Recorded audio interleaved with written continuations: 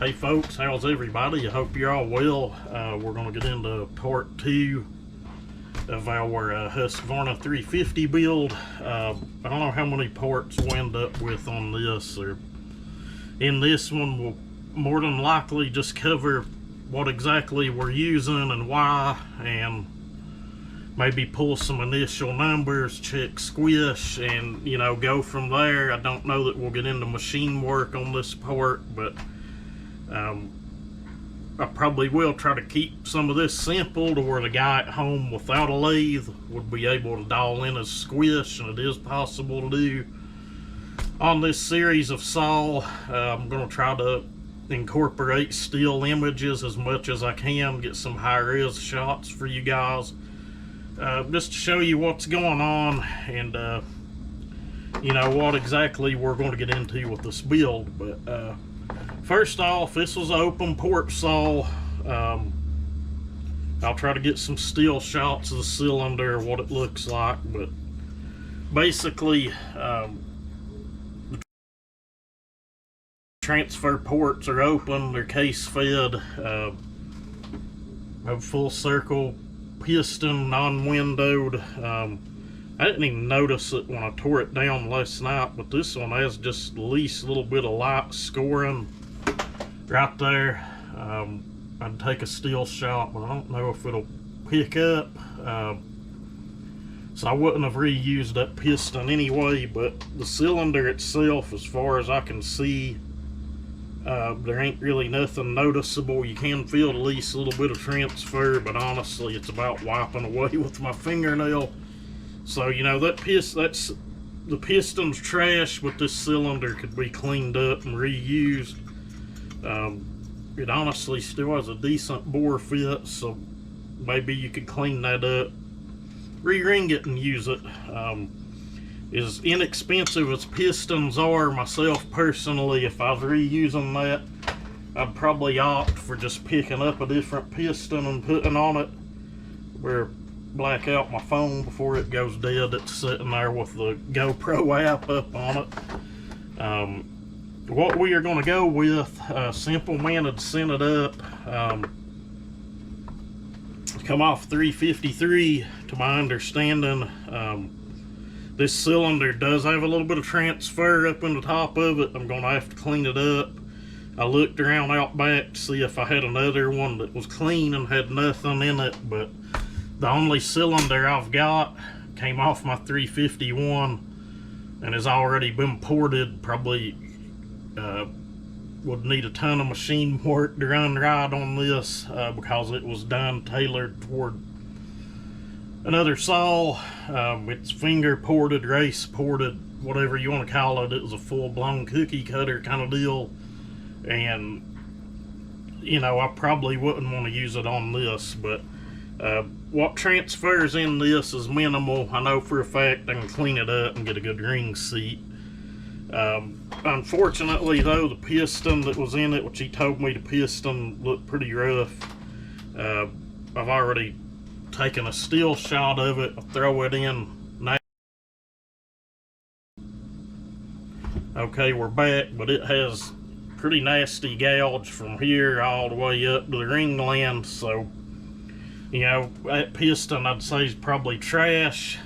If you was needing something to sand your combustion chamber or squish band, that would be a good candidate to do so.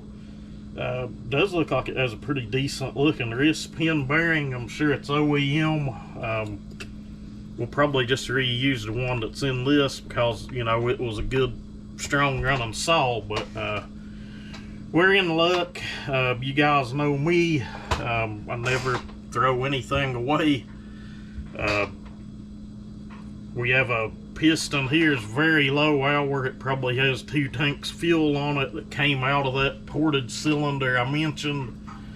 It's 353 flat top. It's a moly coated piston from the Duke. I've mentioned it in other videos, and I think he mentions it on his channel.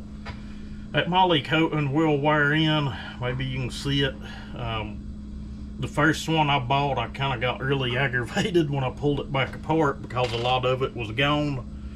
It's in another video, but to my understanding it's supposed to wear in. I don't know what the science is behind it, but evidently that's the culprit. That's kind of how they're supposed to work.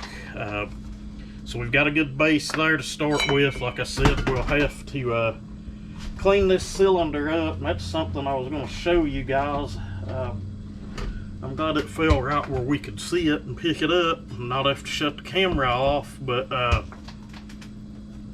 what we've got here, and I've done taking a still shot of this, I'll throw it up now.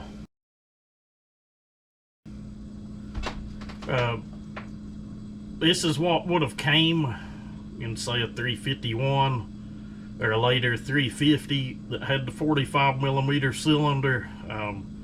Got a pretty healthy dish in it.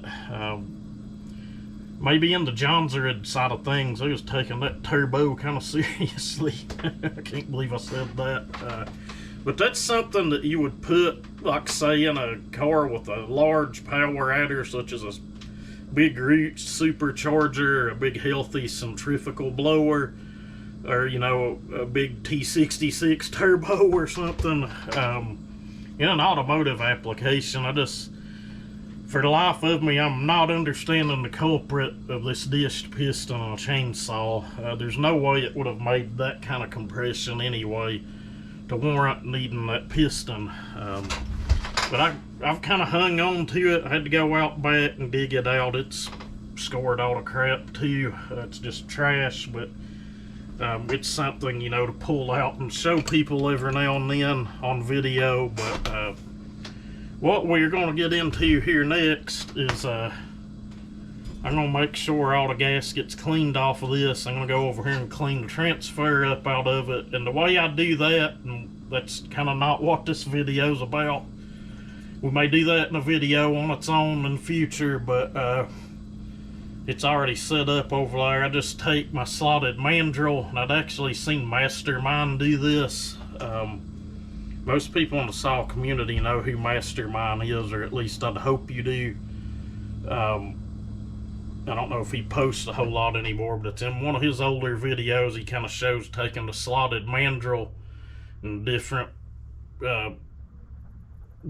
coarseness of sandpaper. Maybe he was using emery cloth. I'm going to use sandpaper, and, you know, gets the transfer out of cylinders with it. It works really well.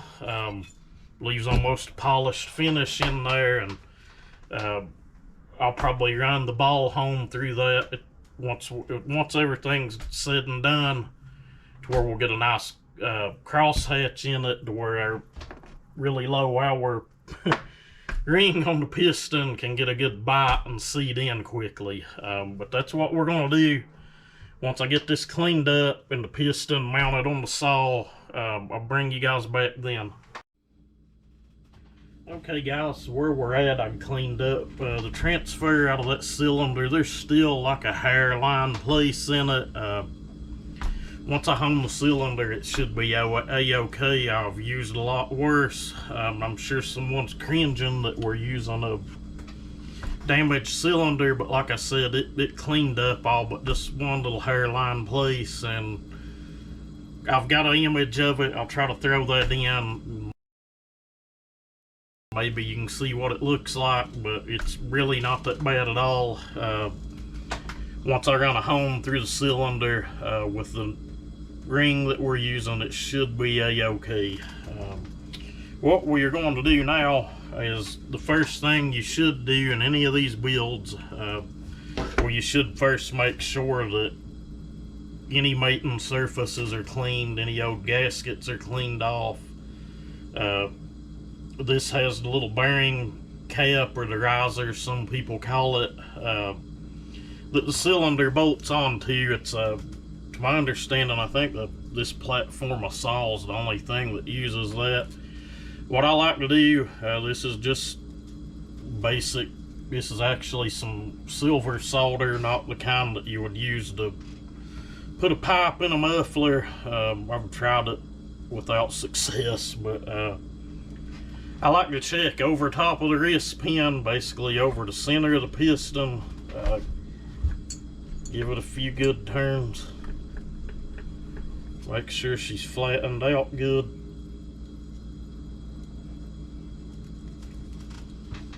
Something about that felt weird. Let's try again.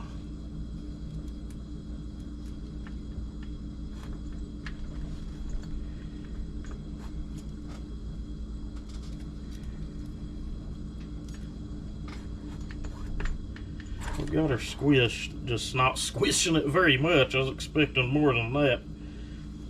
Usually these things are a little tighter than that. You're gonna need a set of calipers of some sort. It don't really matter what, as long as they're accurate.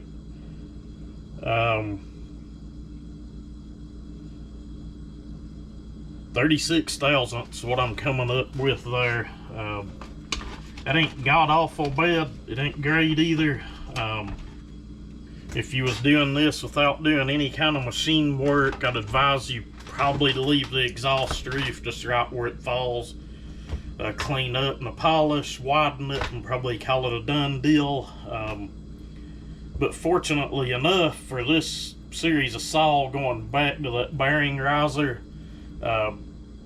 what you would have to do, pull the piston, then take the 4 bolts out from the bottom of the crankcase, and then that riser comes off, and the top portion of it's a flat surface. You can lay some sandpaper down on a flat surface. I've done it on several saws. It works awesome. Block sand that thing down till you get your desired squish. Just make sure that you're doing it evenly and applying even pressure everywhere. You know, it's just one way of doing things. It's kind of a good thing to design. You know, if you don't have a lathe, it's kind of like the bottom of a steel cylinder. The older ones, they were flat. I've block sanded many of those and had great success. It's just, you know, it's a little hack of getting by without having a lathe. But what I'm going to do next is we're going to get our degree finder set up, and that's something I'm not going to go over in this or show.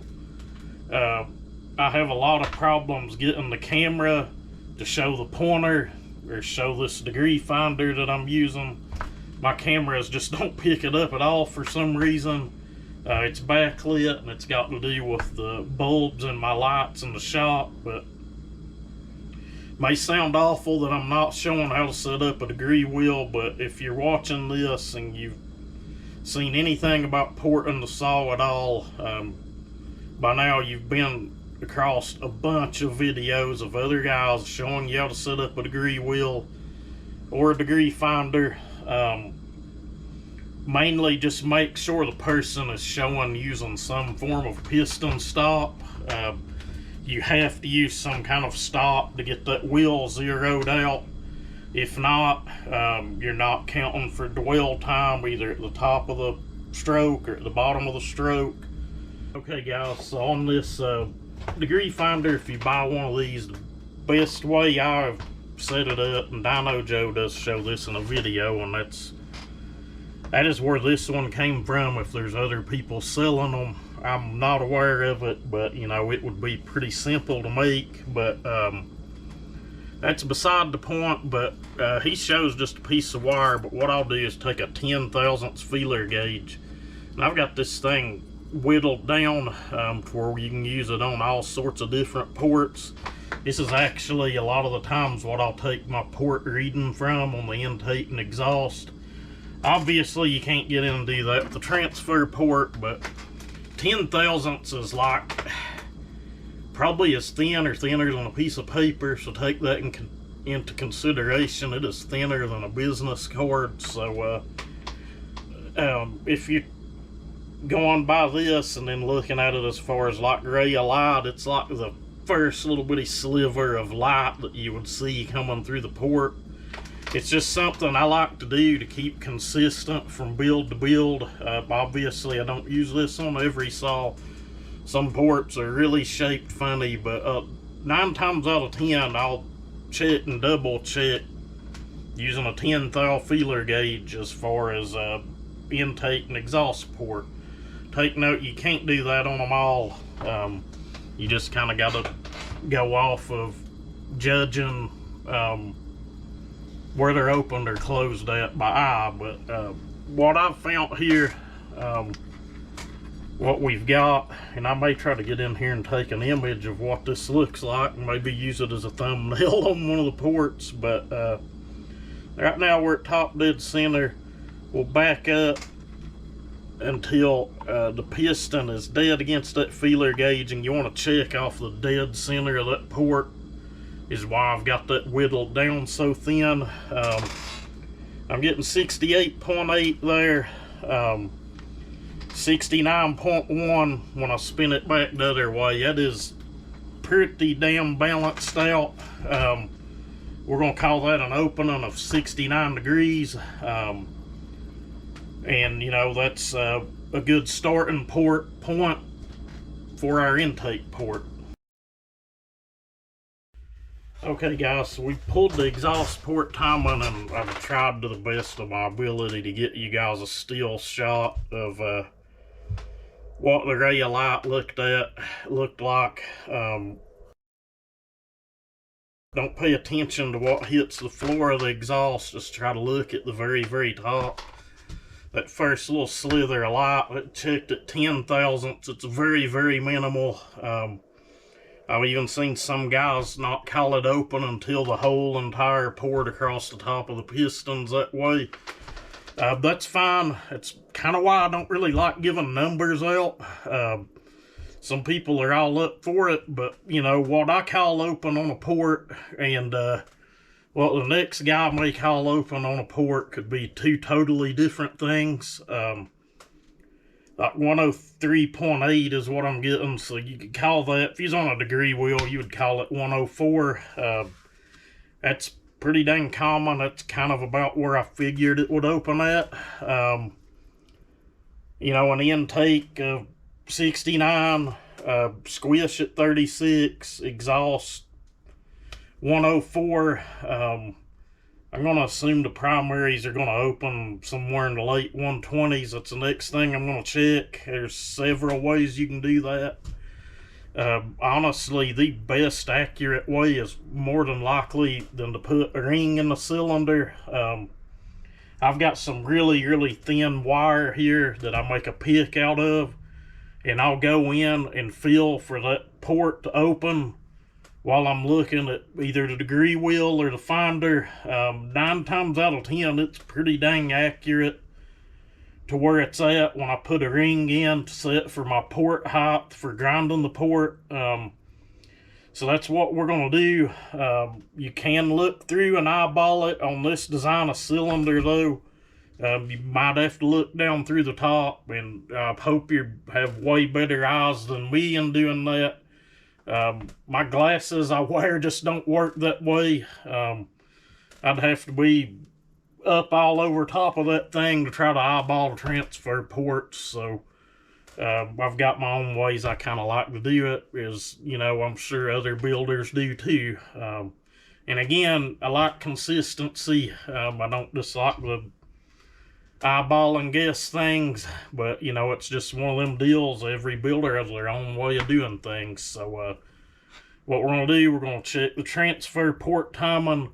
If I can get a still shot somehow of them open, I may do that. If it's as, you know, if it's hooking up endoscope and running down in to give you guys a look, we'll figure something out along the lines of that. But that's what we're going to do next. I'm going to get into checking the transfer port timing, and we will bring you back then. Alright guys, so we've got the transfer port timing, and you'll have to forgive me for not showing that. It's one of those cases where I need to make one of those saws that's split in two. I have junk everywhere here I could do it with. You know, just to show my take on some of this stuff and, you know, what it actually means when we're saying it. But this is a 28 degree blowdown cylinder, meaning there's 28 degrees of rotation between when the exhaust roof breaks open and when the primary transfers break open. I'm not a huge fan of that. I know some saws favor it more than others. I've not really had one here that did. I know some of the larger saws you can't really blow down up real tight on, but that's another discussion for another day. But that lets us know we will be grinding on the upper transfers, grinding on them a lot. If you don't have a right angle, don't freak out and stop watching. I do have a way I'm going to show you, and I'm going to demonstrate it when we get into the transfer segment of this. On how to raise your uppers without a right angle. It's really not that hard to do. It's nothing secretive. I've even seen guys go in with a ball cutter and a pencil grinder and grind them. I'm sure it's not the prettiest finish in the world, but the way I'm going to show you to do it, you'll be able to do it and get a good finish out of it. It takes a little bit, but we will get into that and, you know, show you how to do that without a right angle. But anyway, back to this build. And the number, if you need to know it, was 132. I tried to figure out a way to get you guys a still image of it. Maybe we can take one of these old Mac cylinders or something I have here that have the removable head and make a little, some kind of display saw or something, I guess. Or we could do one of the saws that the cylinders cut in half on. I have junk crankcases here and junk cylinders and pistons just all over the place. Maybe something we do to help out in explaining things in these videos, but that's kind of where we're at in this video. We've checked our Squish. I've kind of explained going over port timing. And like I said, I really hate to make a video showing how to set a wheel up. There's lots of other better ones out there that have better camera angles, better lighting. That's something, you know, I've even have a couple videos showing it if you'll go back through the channel. But, you know, whether you use a finder or a wheel, just, again, I'm going to stress, make sure things are as close to zero as you can get it. This little finder's a little tricky. You're going to get it within a tenth or two. You can, if your hand's steady enough, get it to completely zero out if you're lucky. But, you know, it's one of them cases where it doesn't hurt a thing to round up a little bit or round down a little bit. It's not going to make or break the build. But that's where we're at. The next part of this... what we'll do is tighten up Squish. I don't know that I'm going to do combustion chamber work on this. If anything, we'll clean up the band. I think just getting the Squish dialed in closer to 20 thousandths will really help a lot. Again, I'm not building a saw that's going to carry a 24 or 28 inch bar. Just a simple woods port, just a little 350 hot rod. But anyway, till next time, thank you guys for watching. Y'all try to stay safe. And everybody have a great day.